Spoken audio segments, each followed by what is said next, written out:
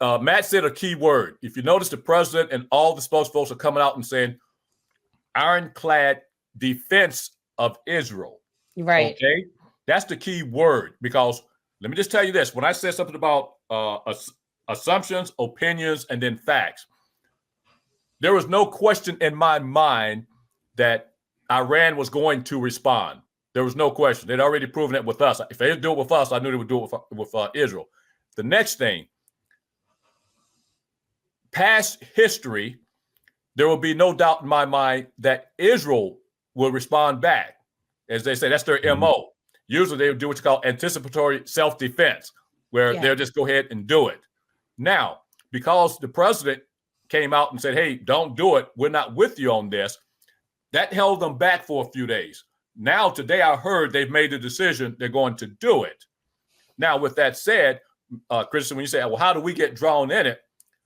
The political pressure from the Republicans is going to be so hard on the president that he's going to be forced. Unfortunately, and that's why I hate these words, I call them all political. It's all political calculations. The president is going to be forced. You know, Marshall Blackburn of Tennessee has already started. The others, like the Tom Cottons and the Lindsey Graham. But the one that surprised me most, he's usually restrained, was Senator McConnell is talking about, you know, he got to put his, you know, foot where his mouth is now, whatever the case may be, and he has to go after Iran. Senator McConnell, that surprised me. So the pressure is going to be so tough, even if Israel responds, which now I really do think they're guarded because of the fact they've made the calculation that America and politics, they're going to be forced to support us, where it's going to be defensive in nature, but it's going to be offensive. Well, I think that they ain't seen nothing yet as far as like resistance if they think that. I mean, today was like an appetizer if they actually think they're going to do that. Like, people are not going to stand for it.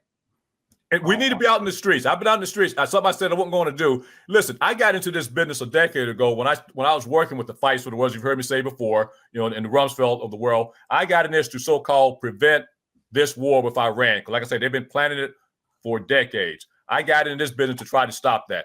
So that means if we have the war, I failed. So the next thing I'm going to do, I will be in the streets in Washington, D.C. I've already been out there as Matt, though. I've been on the Hill. And let me just tell you about that real quick. I was on the Hill a couple times a few weeks ago. AIPAC was, every office we went to, they were 4 deep. They came in on a bus. And oh, by the way, what made me mad, I was telling a colleague today, when I went there, Matt, you remember in our days in the Pentagon, you know, if a contractor comes in the Pentagon, first of all, you have contracts working in the Pentagon, but if you have like a program manager, something that comes in maybe 3 to 4 times a year, I think there was a, you know, race you had to come in 3 or 4 times, we would give you a Pentagon pass contractor to come in, so we don't have to come down and pick you up and sign you in. I saw Hill passes on some of these AIPAC folks. Oh. Unbelievable. I mean, me as a person that served in the Air Force and almost gave my life, well, I have to go through and be checked and everything. They walk in with their passes. Unbelievable. AIPAC. You know, the irony, even though we're not allowed, we have severed ties between what Jen is doing versus what we're doing here. But I will tell you that it is not lost on us that part of the district that's not here anymore is a place where a significant amount of these AIPAC lobbyists come from, including one of them who's running for city council not too far from here.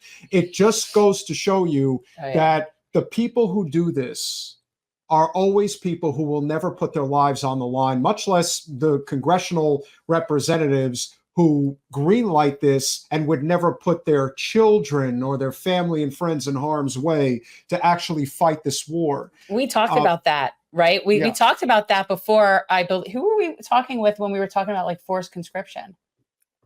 I mean, we've spoken about that with a lot. Yeah, that idea, and I don't think it's a bad idea. Let me make a comment. I'm going to be out of the country. I was invited. 2 of our colleagues. Y'all heard the name Larry Wilkerson, of course. Yes, we've had him on. Yeah. Yeah, Larry's a good friend. We was on the phone talking about this stuff for over an hour yesterday, and he's been a good friend of mine since 2009. He and a Major General Dennis Lake are going over on the Hill. I'm like you, Jen. I don't believe in, you know, the draft, but they're thinking that if we start threatening the draft, they truly believe in it because they say we're going to fight this war. We need to, in fact, General Lake. That's how it'll end. That's how you end it. He has a book called No Skin in the Game. All these members that got, and so he's going over on the Hill May the 7th, but I'm not going to be in town. And they got 2 meetings with 2 senators to discuss that, in the draft. Like I said, I don't agree with it, but I like what they're doing. They're using it as a threat. Yes. To say, hey, we're going to bring back the draft. Everybody need to have skin in the games if we're going to continue this, all these wars. Can we draft Lindsey Graham first? Well, unfortunately, he was. I don't want to own him, but he was an airman like myself. He was a JAG officer, and I know his former boss. We used to sit on a board together. He said, I don't know what happened to Lindsey. I mean, come on. Air Force JAG is somebody who went to law school. I mean, come on. Like, those were definitely like the more lighty weight of the situations. I mean, come on. Yeah. You sound like a Marine. No, but I'm just saying, it's like, that's not exactly, I mean, I don't know. I know a lot of people that went and did JAG, and I don't necessarily think of them as like hardcore. The truth of the matter is, and Matt, you've spoken about this many times, it's one thing to be a chicken hawk. It's another thing entirely to be somebody like Brian Mast, who has actually served in combat, actually could have lost his life, lost 2 of his limbs, and he is as psychopathic hawkish as anybody in Congress. I don't understand. That is where that's the hard.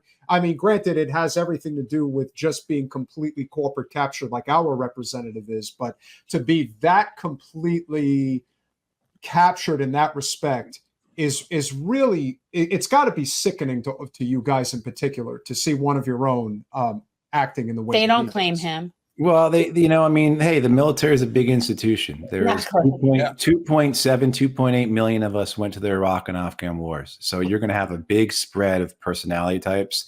The military has their psychopaths as well. Psychopaths like to climb the climb of power, right? They like to be in these types of positions. What percent of members of Congress would you estimate are, fit that definition of psychopath? A lot of them probably would.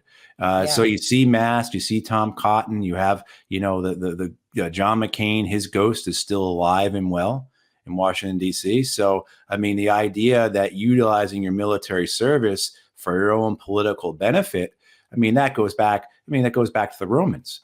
I mean, well, let me just say that. Oh, God, I'm sorry. Go ahead. Because see, you hit a nerve when you said Mast, and I'm gonna throw Featherman in there too. They committed two of the worst crimes. When you go to Mast, how do we allow an individual to wear this uniform of a foreign country into our capital? That's number one. He did that. Yeah. He wore an Israeli uniform to the Capitol. And then Fetterman, and one of those individuals that Fetterman did this to, she's now a colleague of ours. He waved an Israeli flag in the front of veterans. Yeah. How low down dirty is that? Yeah. Well, what would happen if it were, imagine if it were a Russian flag or a Chinese flag or anything like that. And that's what's so infuriating to me about AIPAC, that none of their lobbyists are registered as foreign agents, and how they can contribute unlimited money because they're not considered to be a foreign entity. And there is no other country that has any sort of lobbying organization that isn't having to register as a foreign entity. They're the only one. They're right. In the United States, Israel, lobby. Okay. I mean, to me, this is something that we talked about recently regarding our Congresswoman, Wasserman Schultz, who was just in Jerusalem with Netanyahu. Oh, yeah. And this is like, it's getting to the point now where obviously she's fully aware of, what's, in her rearview mirror politically. But isn't somebody running against her? Isn't there somebody that we know? Isn't there somebody running against her? Yeah, somebody's running against her. And so because of that, she's now wrapped herself even tighter with AIPAC. Well, she has nothing else to do but triple down. Like, what else could she do? You can't back up at that point. That's true. But the danger that comes with doing that is incredible.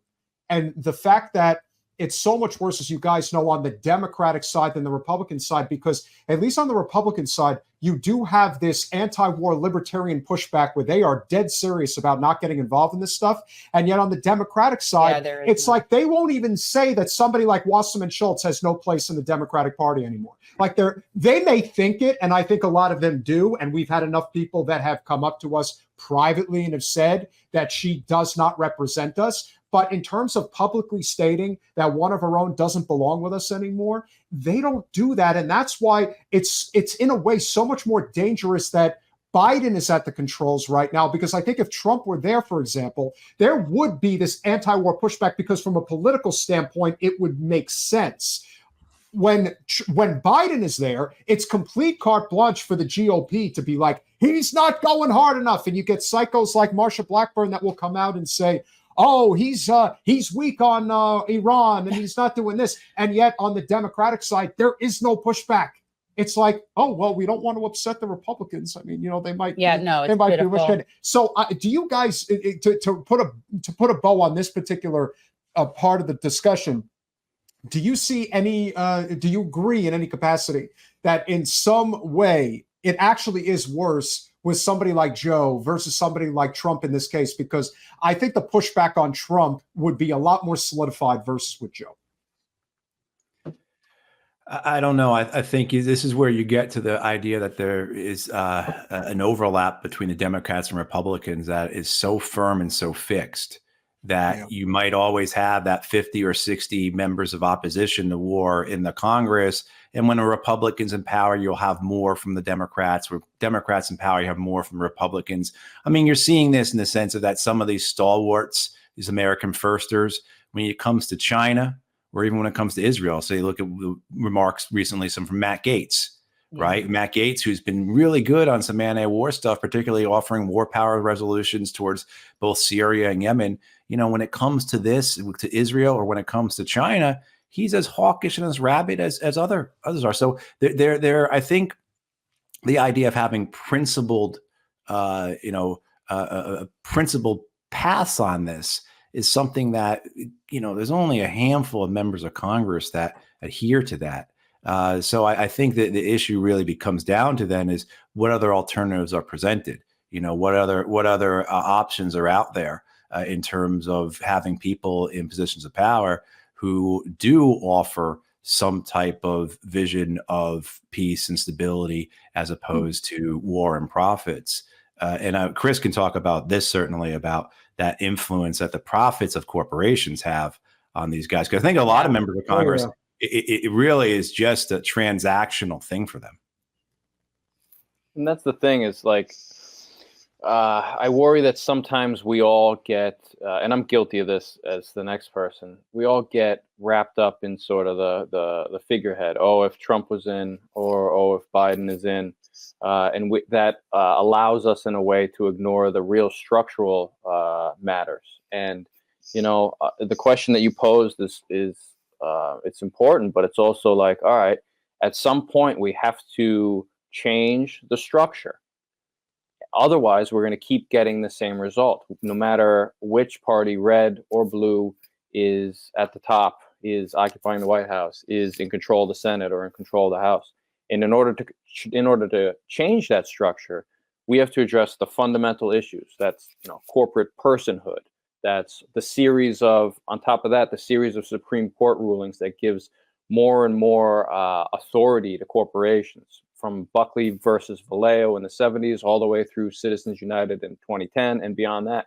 We really got to get to the core issues, the core structural problems. Otherwise, we're just treading water, really.